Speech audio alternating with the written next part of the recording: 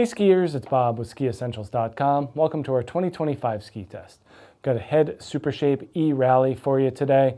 A little bit of an uptick in the underfoot zone in terms of torsional stiffness and responsiveness. Otherwise, same amazing ski that we've loved for a while now. As a E-Rally owner myself, very excited to get on these skis each and every time I get out there. And one of the things that has impressed me most overall is the versatility of turn shape and style that these things can produce. Even though they're advertising a 14-meter radius in the 170 here, they're capable of much longer arcs and a lot of stability at speed. So I think that that's a highlighting characteristic of this rally. And then additionally, at 78 millimeters underfoot, we're kind of graduating into the wide front side zone, bordering on having some all-mountain versatility. So opening up kind of moguls, packed out trees, softer snow, slight adventure. I think that there's something to be said for the well-roundedness of this ski, even though it has such a high performance ceiling from a front side and a carving capacity. So really great job by Head at kind of putting these things into a wider bodied format and making this ski excel in a variety of different areas, but still very focused on groomers. You know, if it's a snowy day, I'm taking other skis out, but for firm days and mostly groomer skiing, hard to do better than this E-Rally here. Still built with a full sandwich wood core construction, 2 sheets of metal, a strip of graphene for stiffness, and carbon stringers as well. The new thing for 2025 is the cross-force carbon laminate, so a cross-hatched weave of carbon layers in the underfoot zone, beefing up this area. We still have this plate underfoot as well as the thickest part of the sidewall, so it's not like they're adding a whole lot in terms of flexing, that flexing stiffness. It's more the torsional and twisting stiffness that's really getting the boost here. So each and every movement that you put into the ski is getting quickly translated to the edge and delivering a lot of precision to that edge. So that's the update for this year.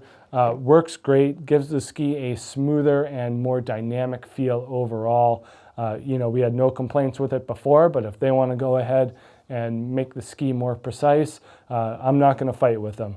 We also get their energy management circuits in both tips and tails.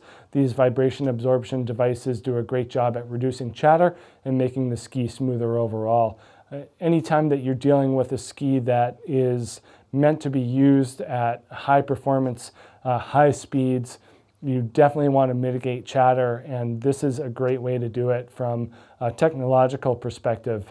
And we've just found that these skis operate on a very smooth plane, minimal chatter. They feel super solid underfoot. So Head does a great job at placing that tech into the skis and getting them to kind of behave as advertised, to be honest.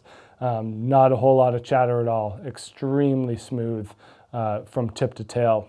A lot of that has to do with the shape as well. Where we get a long effective edge, there's minimal taper, minimal rocker in these skis. So at 78 millimeters underfoot, we do have a nice platform to stand on. Still feel like they're, on the narrow side. I mean, it's below 80 millimeters, but not a whole lot of rocker to talk about here. So pretty much true tip to tail camber and taper. So the longer the effective edge, the longer that edge is in the snow and the smoother the feel. Very square and angular tails.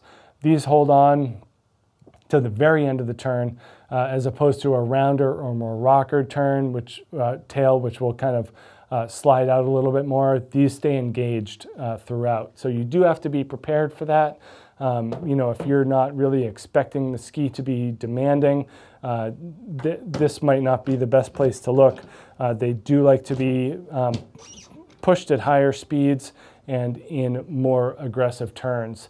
So you can really kind of get into the side cut of the ski due to that extra width. If you're looking at a narrower ski in the Supershape line, like the Magnum or the original or the Speed with narrower waist widths, those operate really well on firm snow.